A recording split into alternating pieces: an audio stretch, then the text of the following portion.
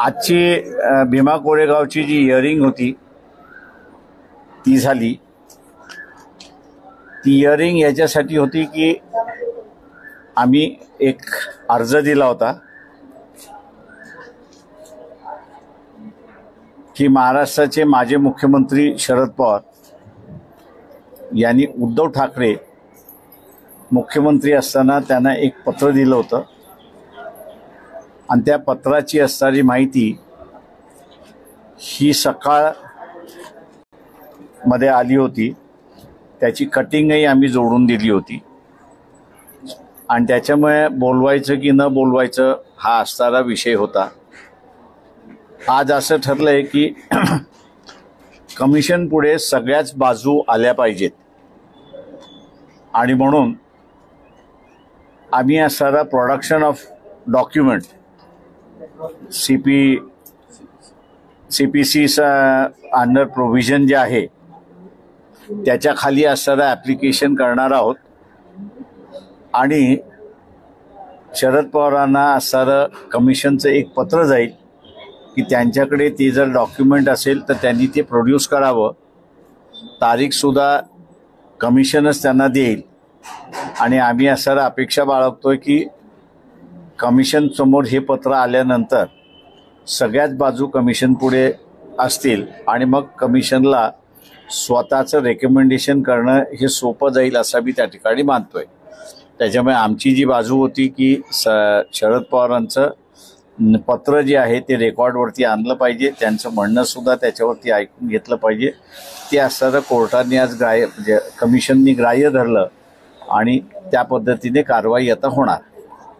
समोर यावं की पवारांनी समोर यावं ते पत्र घेऊन की ते आता तो त्यांच्यावरती आहे। ते पत्र देतात म्हणजे एकतर पहिल्यांदा त्यांच्याकडे काय आहे ते असणारे हे करतील का वर्तमानपत्राच्या बातमीवरनं आम्ही असणारं ते हे केलं होतं म्हणजे सकाळमध्ये आलेल्या बातमीवरनं आम्ही केलं होतं।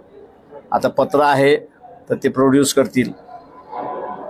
काय नक्की या पत्रामध्ये होतं की तुम्हाला हे कमिशन समोर मांडावं लागलं आणि कदाचित हे पत्र त्यांनी कमिशनला दिलं तर तपासामध्ये काय बदल होतील किंवा काय नाही? तपासामध्ये काहीच बदल होणार नाही, पण कमिशन समोर सगळीच बाजू आली पाहिजे आणि मग कमिशन त्याच्यावरती रेकमेंड करू शकतं। शरद पवारांच्या पत्रामध्ये सकाळमधले आलेल्या बातमीमधली न्यूज अशी होती की ती दंगल घडून आणलेली दंगल आहे।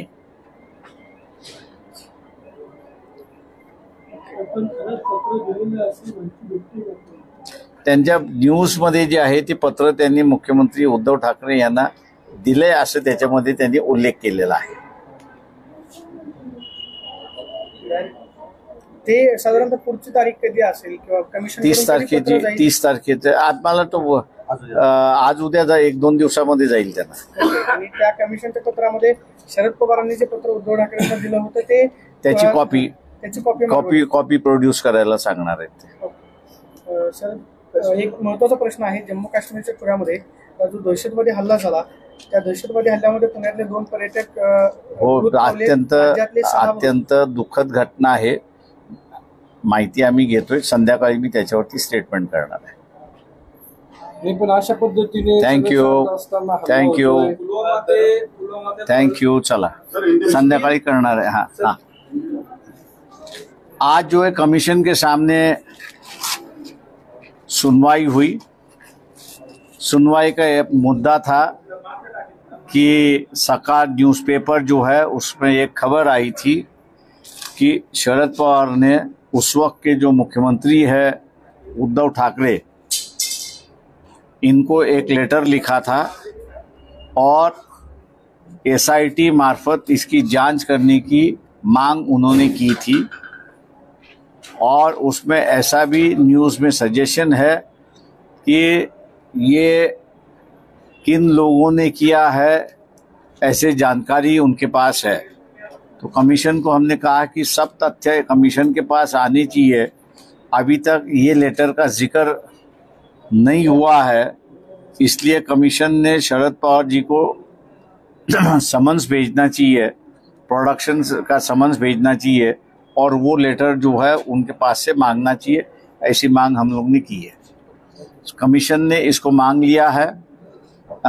1-2 दिन में जो है, आज या कल शरद पवार के पास वो लेटर प्रोड्यूस करने का समन्स हमदस्त जो है वो चले जाएगा और 30 तारीख जो टेंटेटिव ये है, 30 तारीख को फाइनलाइज किया है कि वो लेटर है या नहीं है, उसकी एक है।